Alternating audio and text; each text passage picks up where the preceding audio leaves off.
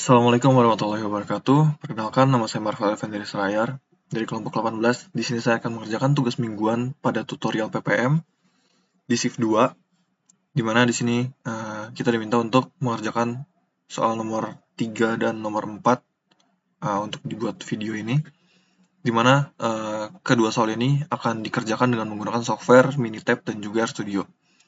Pada soal pertama, yaitu soal nomor 3, pertanyaannya adalah PT Osik Manufacturing merupakan produsen ban mobil yang mengutamakan keselamatan berkendara.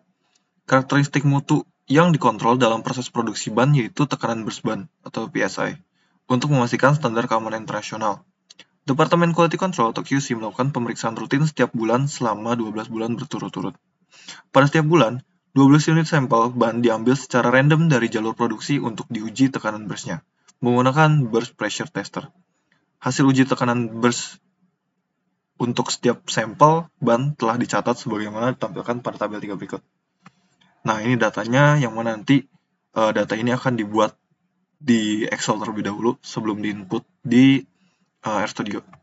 Yang pertama, kita diminta untuk menghitung batas kendali atas dan batas kendali bawah untuk pusat prosesnya atau center line dan buat peta kendalinya. Terus yang kedua itu, kita diminta untuk menggunakan aturan pola tidak wajar pada peta kendali, apakah proses tersebut sudah terkendali. Terus juga diminta untuk menjelaskan dan beri alasan berdasarkan peta kendali yang ada. Oke. Ini kita buat menggunakan RStudio terlebih dahulu. Di sini coba kita install package-nya terlebih dahulu. Package yang kita install yaitu adalah Read Excel, di mana kita akan membaca Excel dan juga QCC.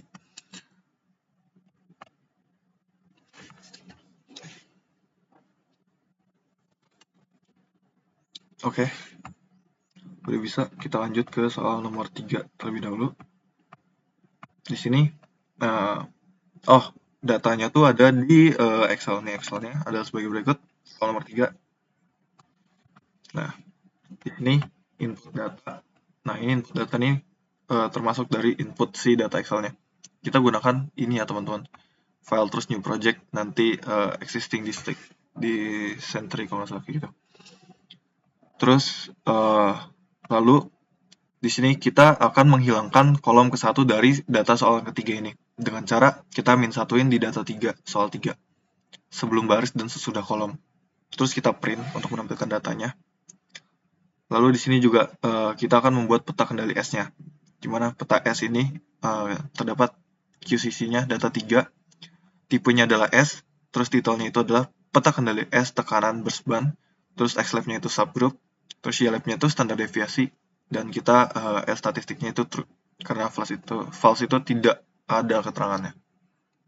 Oke, kita coba. Nah, nanti akan terbaca petanya adalah sebagai berikut. Nih, 5 dan 9 di batas atas dan batas bawahnya ada 5 dan 9 yang paling tinggi dan rendahnya. Terus di sini kita melihat ringkasan hasil peta kendalinya.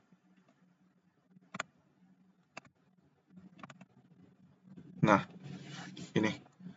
Di sini center of group-nya itu ada 1,316415 dan untuk LCL-nya itu ada 0,4653684 dan UCL-nya itu 2,1674462.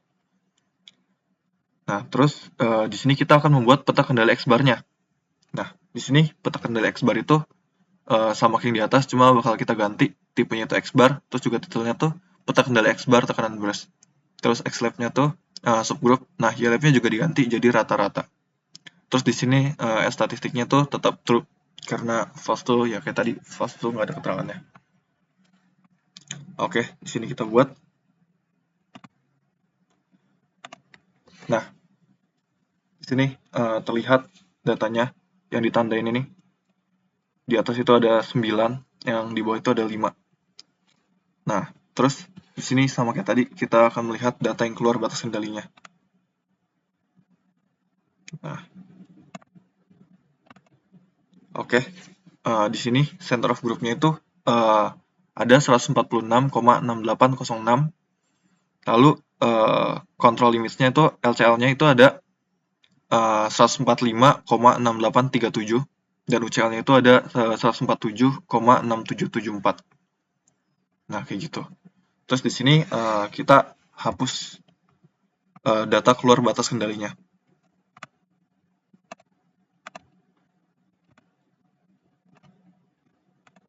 Nah, ini kita hapus, terus kita buat peta kendali X bar perbaikannya. Nih, tipenya X bar, terus peta kendali X bar sama kayak tadi. Cuma ini kita perbaiki karena kita udah menghapus data yang di luar batas kendalinya itu 5 sama 9 yang tadi yang ini.